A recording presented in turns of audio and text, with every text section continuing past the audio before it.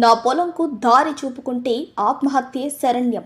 జొన్నవాడ సర్పంచ్ ఆగడాలు అరికట్టండి. వాళ్ళ దగ్గర పొలం కొన్న బాధితుడు కళ్యాణ్ ఆవేదన. వాళ్ళ దగ్గర లక్షలు పోసి పొలం కొన్నాను. ప్రస్తుతం ఆ పొలాన్నే సాగు చేసుకుంటున్నా. కానీ పొలం అమ్మిన వారే నా పొలంకు దారి లేకుండా ఇబ్బంది పెడుతూ మాపై దాడికి పాల్పడుతున్నాడని బాధితుడు మీడియా ముందు ఆవేదన వ్యక్తం చేశాడు. బాధితుడు మామిడాల కళ్యాణ్ వివరాల మేరకు జొన్నవాడ సర్పంచ్ కందికట్టు పెంచలయ్యపై జొన్నవాడ గ్రామంలో కందికట్ట శ్రీనివాసులు తండ్రి వెంకటేశ్వర్లు కందికట్టు భావనమ్మ వద్ద లక్షలు వెచ్చించి 3 ఎకరాల పొలం కొనుగోలు చేశాను.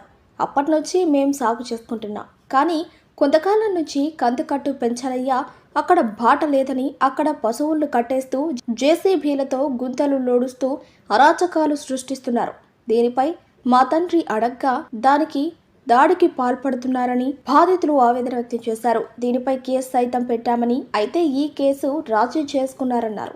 లక్షలు వెచ్చించి కొన్న పొలం మళ్లీ తిరిగి వాళ్లే స్వాధీనం చేసుకోవాలనే ఉద్దేశంతో ఆగడాలకు పాల్పడుతున్నారని అన్నారు. వీరిపై చర్యలు తీసుకుని తమ పొలంకు బాటను అధికారులు ఏర్పాటు చేయాలని, లేకుంటే తమకు ఆత్మహత్యే శరణ్యమని బాధితుడు మీడియా ముందు ఆవేదన వ్యక్తం చేశారు. అయితే చిన్న ఫిర్యాదు మేరకు రెవెన్యూ సిబ్బంది పరిశీలించారని, నిష్పక్షపాతంగా సర్వే నిర్వహించి తమ పొలంకు దారి ఏర్పాటు చేయాలని ఆవేదన వ్యక్తం చేశారు. నమస్కారం అండి. నా పేరు మామిడాల మారుతి కళ్యాణ్. నేను మీడియాలో వర్క్ చేస్తూ ఉన్నాను. అలాగే ఇక్కడ మా బంధువులైన కందికట్టు పెంచలయ్య టీడీపీ ఇప్పుడున్న సర్పంచ్ ఆయన ద్వారానే ఇక్కడ ఒక పొలం ఒక 2 ఎకరాలు, నాకు 1 ఎకరా ఉంది. ఆయన ఇంతకుముందు పాలిక చేస్తున్నాడు చేపల గుంటని. అదే చేపల గుంటని నేను ఇప్పుడు తీసుకుని 3 ఎకరాలని నేనే సాగు చేసుకుంటూ ఉన్నాను. ఆయన ఆధ్వర్యంలోనే ఇన్ని రోజులు మంచిగానే జరిగినది. తర్వాత ఇప్పుడు నేను ఇక్కడ ఎక్కువ ఉండట్లేదు. మా నాన్నగారు వచ్చి ఎక్కువ ఆయనే వచ్చి చేసుకుంటూ ఉన్న తరుణంలో సో నేనేమో సీసీ కెమెరాలు అన్నీ పకడ్బందీగా మోటార్లు అన్ని అంటే టెక్నాలజీ పరంగా మనం యూజ్ చేసుకుంటా ఉన్నాం. సో ఈ దీంట్లో ఆయనకి ఏమి కన్నుగుట్టిందో సో మా నాన్న ఇబ్బంది పెట్టడము, మేము లేని తరుణంలో జేసీబీ పెట్టి ఈ దావని నిర్దాక్షిణ్యంగా తీసేయడము. సరే నేను అక్కడి నుంచి మన ఛానల్ హైదరాబాద్ నుంచి వచ్చి చూసుకొని ఇక్కడ ఏం జరిగింది ఎందుకు అని పెద్ద మనుషులు ముందు అందరు కూర్చొని మాట్లాడితే సో నీకు ఇప్పుడు దావలేదు అక్కడ అని అన్నారు. సో గవర్నమెంట్ అధికారులకు అట్లాగే మా నాన్నగారిని కొట్టడానికి వస్తే మేము కేసు కూడా ఫైల్ చేయించాము. సో దాన్ని కూడా రాజీ చేయించుకున్నారు. సో ఇన్ని జరిగినా కానీ ఈరోజు కూడా మళ్ళీ ఈ కాలువ మీద కూడా నడవనివ్వను నిన్ను అని మా నాన్నగారిని నిన్న కూడా గొడవ పెట్టుకొని అక్కడ కాలువ జరుగుతున్న జరిగిన ఆ పార తీసుకొని మా నాన్న కొట్టడానికి అక్కడ ఉన్న గడ్డపారలతో మా మీదకి రావడం జరిగిందని మా నాన్న నేను కూడా ఉన్నాను. సో ఆ వీడియో తీసి ఎంఆర్ఓ గారికి విఆర్ఓ గారికి అట్లాగే ఉన్న పెద్దవాళ్ళందరికీ కూడా నాకు ఇట్లా అన్యాయం జరుగుతుంది, దీన్ని కూడా ఇవ్వనంటున్నారు. సో ఇక్కడ వచ్చి నువ్వు ఎట్లా చేస్తావో నన్ను కాదని అని చెప్పి ఈ తెలుగుదేశం పార్టీ సర్పంచ్ ఎవరైతే ఉన్నారో కందికట్టు కృష్ణయ్య, కందికట్టు కృష్ణయ్య అనేది మా మామ, ఆయన తమ్ముడు అవుతాడు. ఈయన పెంచలయ్య, ఆయన బంధువు అనేగా ఇన్ని రోజులు ఆగాము. సో ఇంకా ఆయన ఆగడాలకి అట్లాగే ఇక్కడ మేము పెట్టిన లక్షలు పెట్టి కొనుక్కున్నాము. ఆయన దగ్గర నుంచి ఎకరా 17 లక్షలు లెక్కన ఆయన నీకు అమ్మలేదు మీ అత్తగారికి అమ్మాను అని అంటున్నాడు. మా అత్తగారిని అడిగితే అయ్యా నీకు 2 సెంట్ల భూమి ఏమన్నా దాగిపోతుందేమో కానీ నాకు పక్కనే ఉన్న ఎకరాని వేరే వాళ్ళకి రిజిస్ట్రేషన్ చేసి దాన్ని ఇబ్బంది పెడుతున్నాడు కళ్యాణ్, నేనేం చేయను.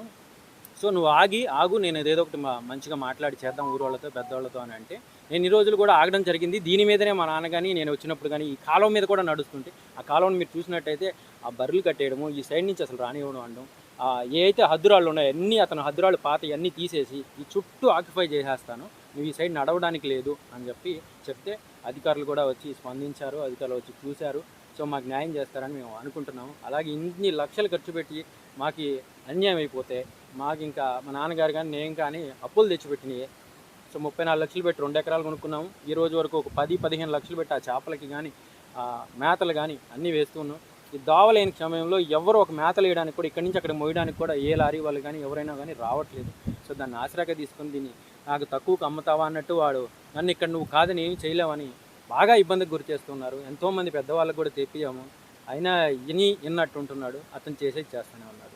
సో ఇట్లా కానీ మాకైతే ఇది కానీ ఇతను గుంటకు కానీ మా నాన్నకి కానీ నేను లేని సమయంలో మాకు కానీ అలాగే ఒక 10 మంది చిన్న పిల్లల చేత అక్కడ కళ్ళు తాగించి అక్కడి నుంచి ఇక్కడ మొగదాలి స్టార్టింగ్ వచ్చేటప్పుడు ఇలా గొడవలు జరిగేటప్పుడు వాళ్ళు మా మీదకి కర్రలు తీసుకొని ఏదైనా గొడవ జరిగితే కొట్టించేసి వాళ్ళ మీద మా మీద ఒక కేసే కదా మేము పెట్టాం, నీ మీద 4-5 కేసులు పెట్టిస్తా అన్న సందర్భంలో మా నాన్న భయపడి ఈ ఊరికి కూడా రావాలంటే భయపడుతూ ఉన్నాడు.